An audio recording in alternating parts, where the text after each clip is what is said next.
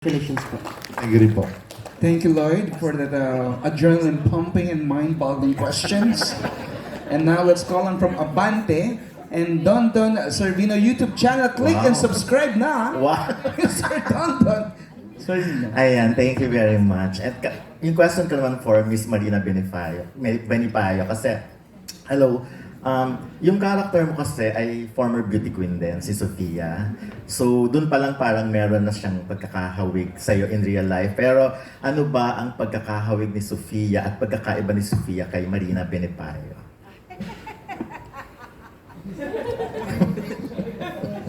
Thank you for that question. Yeah. Siguro well, first of all, maraming salamat po sa GMA, sa production for including me. Medyo matagal ako kasing nawala din, no? I would like to thank you, and it's such a privilege to work with this beautiful set of actors, lalo na yung mga veterano.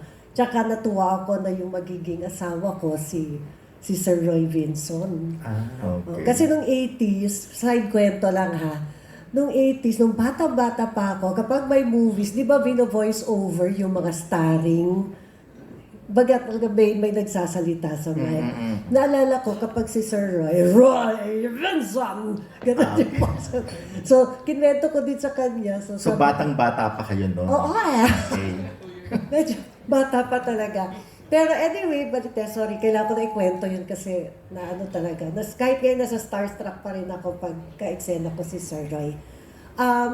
Yung similarity siguro, no, is si Sofia kasi is very supportive sa husband niya. Okay. No? In real life, ganun talaga din ako. Actually, para din kaming sanggang dikit ni Ricardo. And then, so yun, and Sofia is the one who really, siya yung talaga epitome of behind every successful man is a woman who loves him dearly. Okay, ang difference naman po siguro, kung sa real life, medyo madami po kasing dimension ang character ni Sofia. And early on lang dito sa serye, you only get to see one of the many. Ako sa real life, I'm very transparent. Okay, so... Yeah. Pero thank you Direk, no? Direk LA for kinuwento mo sa akin yung character. Lagi niyang sinisigurado na kinikwento muna yung to remind us about our characters before taking the scene. So yun yung yun na po yun. Yung similarity is I stand by my man. And yung difference is I'm pretty transparent. And yung nakikita niyo po na mga character na sobra akong kontrabida na sobrang bato yung puso ko, yung po siguro yung difference. Dito po si Sofia? Yes, si Sofia kasi Okay. medyo ay strong. Ano yung words? Strong, independent, and gagawin niya lahat para maging successful yung asawa niya. So, yun yung similarity sa real life. Sa difference naman, hindi po ako yung mataray at maanong tao, no? Yes, but I always portray the villain. Yan. Yun. And bonus question na lang to. Ano pong feeling na you're back nga? Nagbalik na kayo, nakita na uli namin kayo, nasa press ko na kayo, na-interview namin kayo. Yun, I'm very thankful kasi actually the decision last year to... Ay! Ayoko! Iyak ako. Sige na po, tuloy na natin. No, Hindi, natutuwa kasi kami na nakita uli namin kayo. The decision kasi last year na hindi ako tumanggap muna. Yes po. Because I needed to... Opo, naintindihan naman namin. I needed to be with my husband. Of course. So this year, parang no expectations. Masyadong malayo yung mic. Palagi. Masyadong malayo yung mic. Alam mo yan, Tito Ray, kaibigan mo sa Ricardo. Yeah. Malayo yung mic. Yun ang gusto lang makita. Oo, Alam sorry. malamdaman. Kaya no expectations, pero syempre malaking pasasalamat ko na, ayoko yan I'm sorry po, pero kasi natuwa lang kami na that you're here, tapos Yes, parang yes, back to your old self na naman si Yes, Miss yes. Marina Benifayo, na ganun. Oh, Na pero ang thank difference lang ngayon, medyo short hair na and medyo Oo, medyo may color na yung hair, unlike the... Kasi parang after, I thought, ay, may sigot ako. After kasi last year, parang, sabi ko ayoko na, I decided to make myself really as is na lang. Ay, sabi ko, ayoko, sorry ha. Oh, sorry po ulit, pero yun lang. Yeah, I know, thank you. And I would like to thank Direk kasi actually sabi ko, Direk, okay lang ba? Kasi gusto ko as is, where is lang ako, kung ano ako talaga. Actually, maganda po. Oh, thank you. Ayun, yun lang. By the Sorry, way, sorry. yeah, sorry din po. By the way, nakita ko yung anak mo kagabi sa Bridgetown sa may Pasig. Ay, oo. Na super tangkad, di ba? Oh, Ayan. 60. Ayun, thank you. Kaibigan siya ni John B. Ni Jandy, kasi Oo. former volleyball player din Opo, sila. opo. Okay. Thank you. Ayan. Kumusta yung pag-comeback mo dito? Kumusta yung set? Hindi yung shooting. Hindi kumusta yung taping? Kumusta ng first day mo? Ang saya nila kasi sabi ko, it's a beautiful group. Pero ang dami, no? Ang dami ng cast. So, ngayon ko lang nakita yung iba yung mga bagets. Pero sabi ko nga, very thankful because after last year, I kind of thought, sabi ko, well, I'm taking a risk of saying no sa mga serye last year. Okay. Kasi sinabi ko nga, doon na nga, I made another excuse. Pero later on, sinabi ko, kasi, kailangan ko tutukan si Ricardo. Yes, po naman. So, then after that, nung nakauwi na siya, sabi ko, naku, may kukuha pa kaya sa akin kasi mga 1 year din ako nawala. Tsaka may mga tinanggihan ka noon. Tapos nagno-no ako. Sabi nila kasi, naku, pagka humindi ka, baka hindi ka na maano. Ganyan. God bless, no, na kinuha nila ako for this role. Tapos, tama-tama, asawa ko ni Roy Vinson. Sabi ko, wow, di ba, legend? So, it's a great opportunity. And ang ganda ng grupo, Nova, di ba? Nova Villa, yes, masaya. Alpantay. Tapos si Jenny, we worked with her, I also worked with her before. Sabi ko nga sabi ko parang kami ni Ricardo kahit hindi sumasagot sila, sabi ko, parang ganyan kami sa nakikita mo yung sarili. at saka yung hindi talaga kami naghihiwalay Yes, ni Ricardo. Kaya medyo last year was really challenging, pero ngayon, thank God, ayun, we're trying to, talaga, no? Hindi mo na mababalik yung normal mo, pero buti na lang malakas kami. Actually, yung kay Boy Abud na ngayon na fast talk, nag-pre-tape kami kanina nila. So ngayon, Ngayon, ngayong 4:30, kaninang 4:30.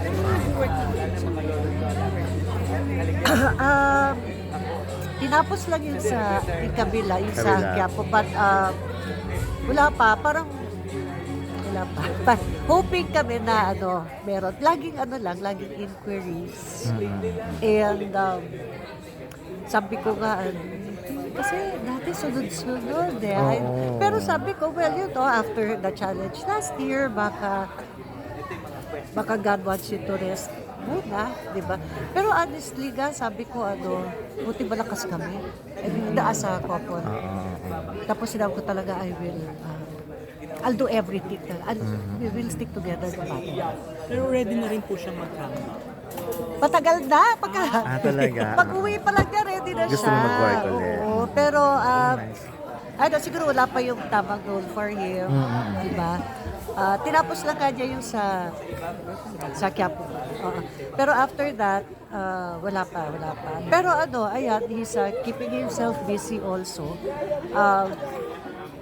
Keeping, yun, sa gym niya, badminton, tapos, gumagawa din siya mga video sa TikTok. Ayun, kasi din yun hindi pwedeng walang ginagawa. Pero paano yung support niyo mentally? Meron pa ba siyang nararamdamang trauma?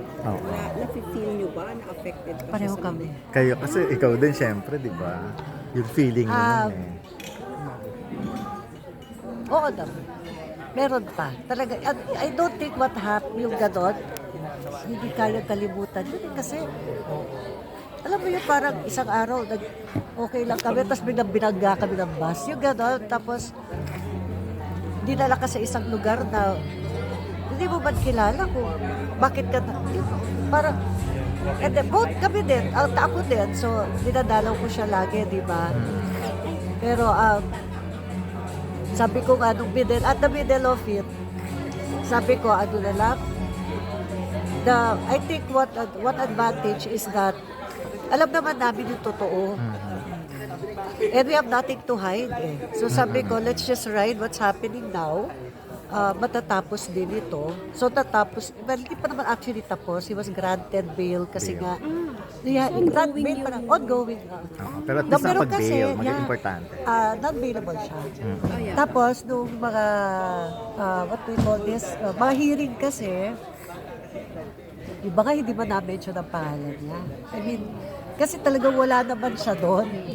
So, well, that's one part na hindi ko pwede yata ikwento ni Ikwento, Ricardo basta sa na lang. kaso. Pero anyway, wala man siya doon, di ba? So, sabi ko, let's just rest with the fact na alam naman natin yung totoo.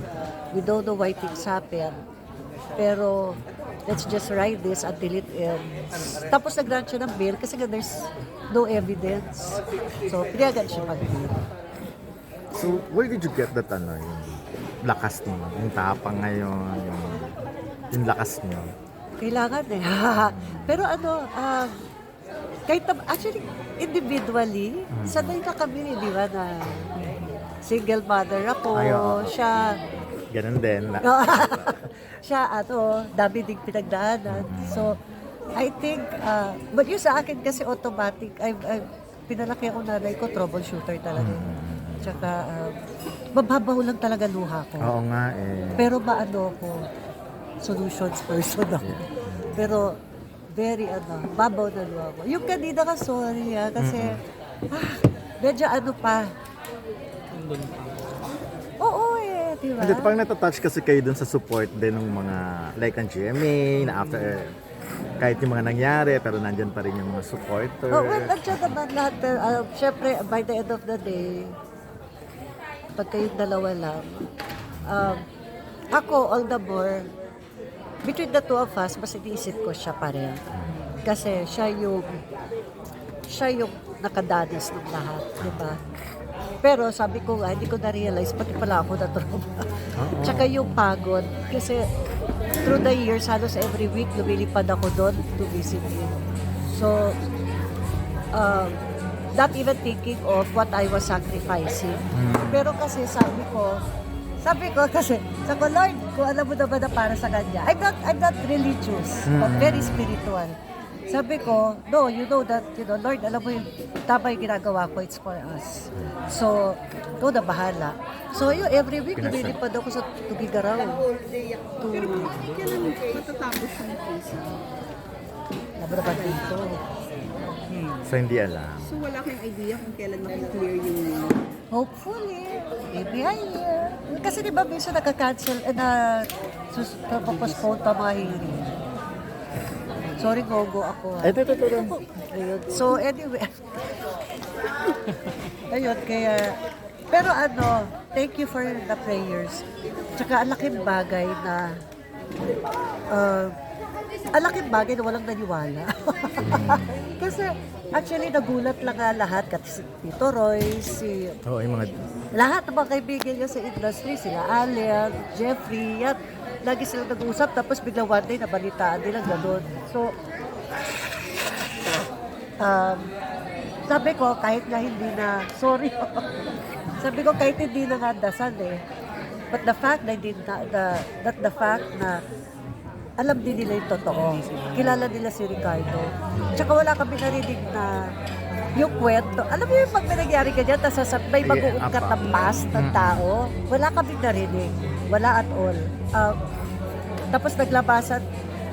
So yung nakita niyo yun, yung mga support from social media, mga kapwa-artista and fans. Pati yung but actually, not naman sa industry per se, but more so sa mga tao na hindi celebrity. Regular people na nakasalimuha Nakasalamuha.